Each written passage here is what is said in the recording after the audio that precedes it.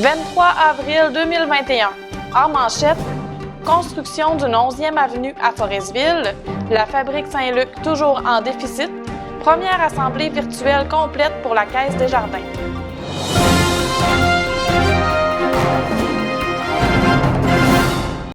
Les élus de Forestville lancent le projet de prolongement et de bouclage de la 11e rue et 12e rue en vue de l'implantation de la 11e avenue.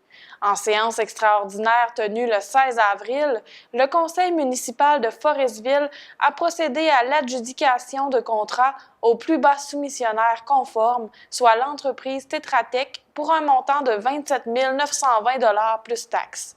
Selon les recommandations de l'ingénieur conseil de la ville, France Thibault, la firme choisie devra produire plans et devis, effectuer la coordination technique, relevé topographique, estimation préliminaire des coûts, plan des travaux en phase. On en a parlé en assemblée régulière, le projet de développement résidentiel, donc boucler la 11e et la 12e rue, et envisager la création, l'implantation de la 11e avenue. Exact. Alors, il faut donner un contrat pour que ce projet-là soit à l'étude, plein de vie, services, etc. Une autre entreprise a été invitée à soumissionner dans le cadre de ce contrat de gré à gré, soit la firme EMS qui a déposé une soumission de 31 345 $.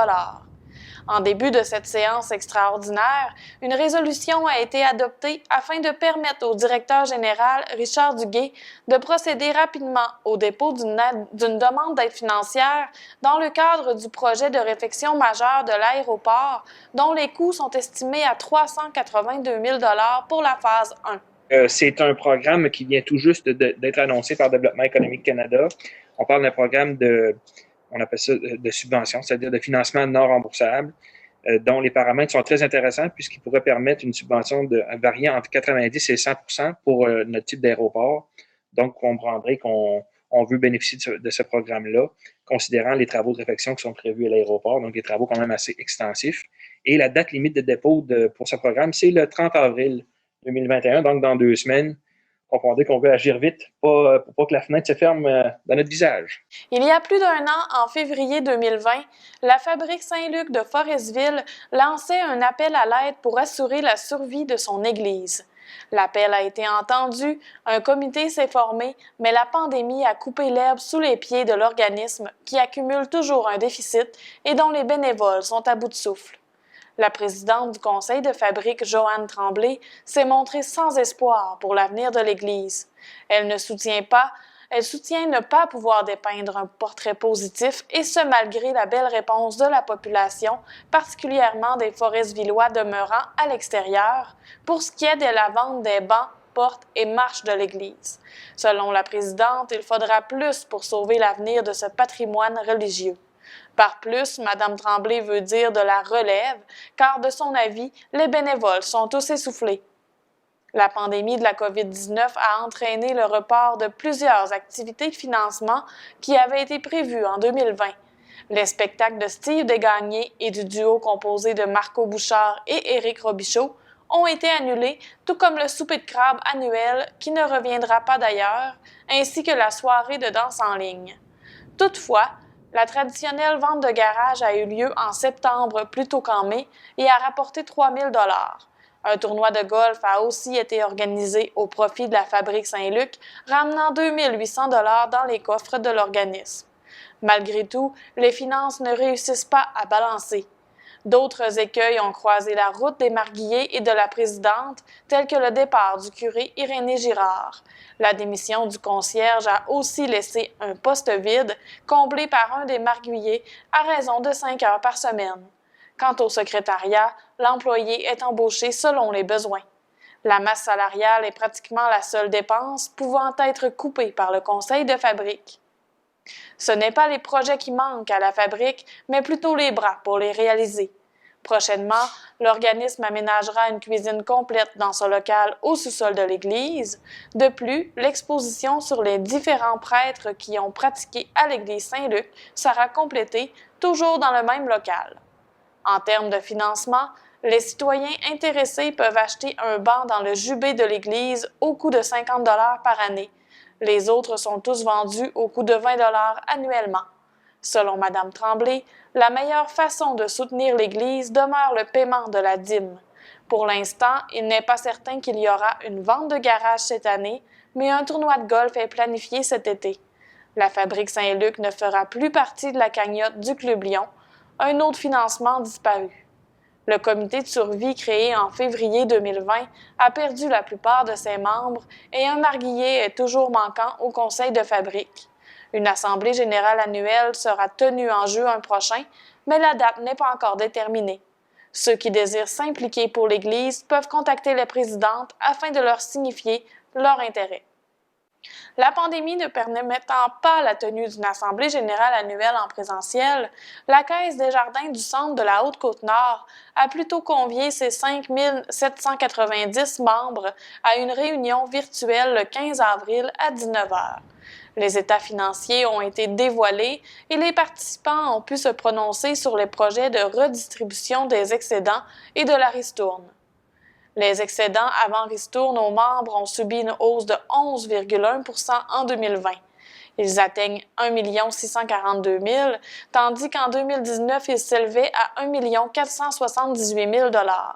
605 000 $ sont dus aux excédents d'exploitation, 581 000 aux revenus liés au placement dans la fédération et 687 000 ont été enregistrés grâce à la juste valeur des instruments financiers dérivés. L'Assemblée générale annuelle a permis d'adopter un projet de répartition des excédents annuels sur lequel les membres devaient voter jusqu'au 19 avril. Le projet prévoit entre autres une ristourne aux membres de 251 000 $ et l'alimentation du Fonds d'aide au développement du milieu, FADM, pour une somme de 50 000 $. Les résultats du vote ont été divulgués 24 à 48 heures après les 4 jours de votation. En ce qui concerne la ristourne, elle sera répartie à raison de 0,51 sous par 1 000 $ de volume pour les détenteurs de comptes, épargne et placement, fonds ainsi que prêts et marges de crédit. Les assurés recevront 23 $ par 1 000 $ de primes et finalement, une somme allant jusqu'à 50 $ sera distribuée aux membres détenant plusieurs produits de l'institution financière. La pandémie qui a débuté en mars 2020 a demandé des ajustements de la part de la Caisse. Des mesures d'allègement ont été mises en place afin d'aider les membres à traverser cette épreuve. Par exemple, report de paiement, réduction de taux d'intérêt sur les cartes de crédit, remboursement de primes d'assurance et prêts de dernier recours ont été offerts.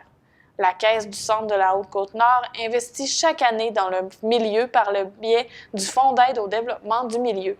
En 2020, 38 978 $ ont été octroyés à des organismes locaux, soit 14 890 $ en éducation, 6 900 $ en santé et saines habitudes de vie, 3 000 $ en développement économique et 14 088 $ en engagement social et humanitaire. Quant au programme de dons et commandites, il a permis de remettre une somme de 4 350 $ en 2020. La compétition de ski de fond de Forestville, le Boréal-Lopette, a obtenu 5 000 $ pour la tenue de sa 16e édition, ainsi qu'un montant de 1 500 $ pour la bourse de persévérance remise lors de l'événement. De plus, le programme de bourse étudiante était de retour. En 2020, un total de 4 000 $ a été remis à 6 jeunes du milieu. 3 postes étaient à combler au conseil d'administration. Après un appel de candidature diffusé de la mi-janvier à la mi-février, 3 personnes ont postulé. Jean-Maurice Tremblay de Forestville a renouvelé son mandat de 3 ans, tout comme Camille Gagnon de Colombier. À Longrive, une nouvelle administratrice fait son arrivée, soit Mélissa Tremblay. Les 3 candidats ont été élus par acclamation. Quelques Foresvillois se sont réunis à une 2e reprise le 18 avril afin de manifester contre les mesures mises en place en raison de la pandémie de COVID-19. Ils ont effectué le même trajet, soit de l'église à la route 138, en martelant le même message. Côte-Nord ensemble, tous unis contre les mesures abusives du gouvernement. Moins nombreux que la dernière fois, Ils n'ont également pu compter sur la présence de Stéphane Thibault et sa patte mobile, puisque celui-ci s'est fait arrêter par les policiers de Forestville la veille.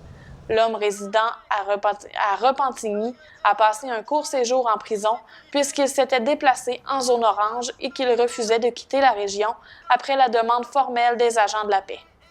Il a été escorté jusqu'à la traverse de Tadoussac et il a plutôt pris part à la manifestation du même ordre organisée à Québec.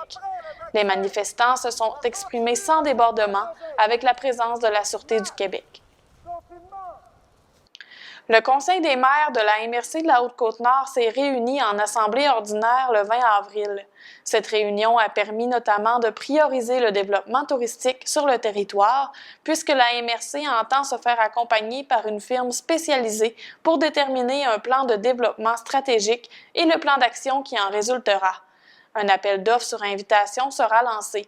La démarche et la réalisation du plan de développement devra conduire à un projet d'envergure et à une signature distinctive pour la MRC de la Haute-Côte-Nord. De l'aide financière totalisant près de 200 000 $ a été accordée à un ensemble d'organismes, d'entreprises, de municipalités pour la réalisation de projets communautaires et récréatifs. L'aide provient de divers fonds, politiques et programmes du Service de développement économique de la MRC. En matière de culture, du soutien financier totalisant près de 30 000 $ a été accordé à 2 municipalités ainsi qu'à un organisme. Cette aide provient du programme d'aide aux initiatives de partenariat 2021-2023, Entente de développement culturel. André Laforêt, ministre des Affaires municipales et de l'Habitation, a quant à elle annoncé une somme de 1 548 167 000 $ afin de soutenir les activités en lien avec la compétence de développement local et régional dans le cadre du volet 2 du Fonds Région et Ruralité. Une aide financière de 863 315 $ pour compenser les pertes de revenus et les coûts supplémentaires dans le contexte de la pandémie de COVID-19 a aussi été octroyée à la MRC. Dans ce contexte, la MRC s'est procuré 12 000 masques de procédure. 8 000 d'entre eux seront distribués aux 8 municipalités du territoire dès la semaine prochaine. Par ailleurs, Mme Micheline Anctil, le préfet de la MRC de la Haute-Côte-Nord, a profité de cette séance pour faire appel à la solidarité de la population face à l'augmentation des cas dans la MRC. En cas de doute, se faire dépister à un des 2 centres de dépistage sur le territoire, se faire vacciner et continuer de respecter les consignes sanitaires afin de limiter la propagation du virus, a-t-elle rappelé. Bien que la saison 2021 du service de traversier Trois-Pistoles les Escoumins ne soit pas compromise selon la préfète de la MRC de la Haute-Côte-Nord, Micheline Anctil, des dépassements de coûts de 403 000 $ pour la mise à niveau du navire sont apparus à la surface au cours de la dernière année. Le Conseil des maires a adopté une résolution à la majorité afin de verser une somme supplémentaire de 34 294 $ à titre de contribution au dépassement de coûts liés aux réparations. Le maire des Bergeronnes, Francis Bouchard, s'est prononcé contre cette résolution. C'était les revenus d'une saison qui n'a pas eu lieu. Alors, ce qui fait que, à la conclusion des travaux, il y a une somme à provisionner et on s'adresse donc aux 2 MRC qui avaient par résolution soutenu financièrement le dépôt du projet au ministère. Et c'est dans ce cadre-là, dans notre résolution, en conservant donc la proportion entre la MRC des Basques et la MRC Haute-Côte-Nord, donc notre 1/9 fait une somme, nous, de contribution de 34 000 sur le total du dépassement, du solde négatif, donc, de la transaction. En regard de la convention d'aide financière signée l'an dernier entre le ministère des Transports, la Compagnie de navigation des Basques et les 2 MRC, le manque à gagner doit être partagé entre la Compagnie de navigation des Basques et les 2 MRC. Cette entente convenue le 28 mai 2020 fait état d'un rapport de participation de la MRC de la Haute-Côte-Nord d'1 sur 10 et de 9 sur 10 pour la MRC des Basques. Rappelons qu'après une mobilisation citoyenne importante, le ministère des Transports est revenu sur son refus et a finalement accepté de verser une aide financière maximale et finale de 4,8 millions de dollars à la compagnie de navigation des Basques pour la réfection du navire construit en 1973. L'Héritage 1 a quitté la cale sèche au début de décembre 2020 après des travaux de 5,4 millions de dollars réalisés par le groupe Océan. Il se trouve toujours à la marina de l'Île aux Coudres, où il s'est réfugié à l'abri des grandes marées hivernales. Il devrait être de retour à Trois-Pistoles d'une semaine à l'autre, après que les tests requis soient effectués et déclarés concluants. Le budget fédéral déposé le 19 avril ne satisfait pas toutes les attentes d'Action Chômage Côte-Nord en matière d'assurance-emploi. C'est un pas dans la bonne voie, mais beaucoup de chemin reste à faire, selon l'organisation. Le gouvernement a notamment annoncé que le taux de chômage fixé à 13,1 % en raison de la pandémie serait remplacé par un seuil d'admissibilité universel de 420 heures.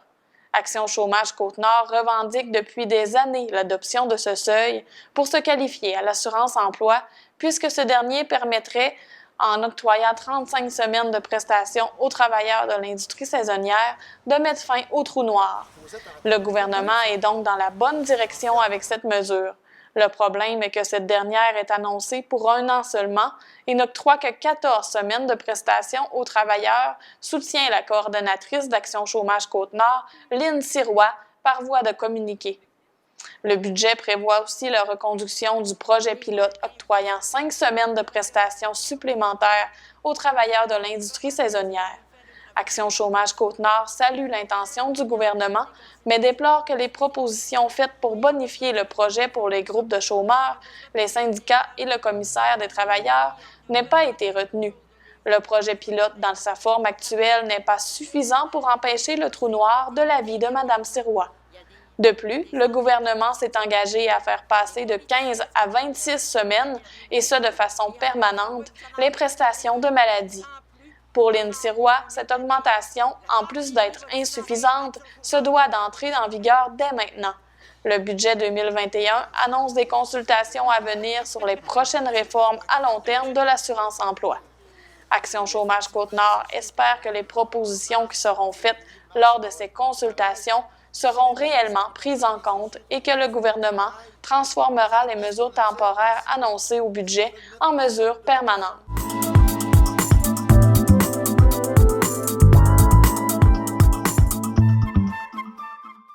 À la météo, après une légère accumulation de neige hier, la pluie était présente de façon intermittente en ce vendredi 23 avril.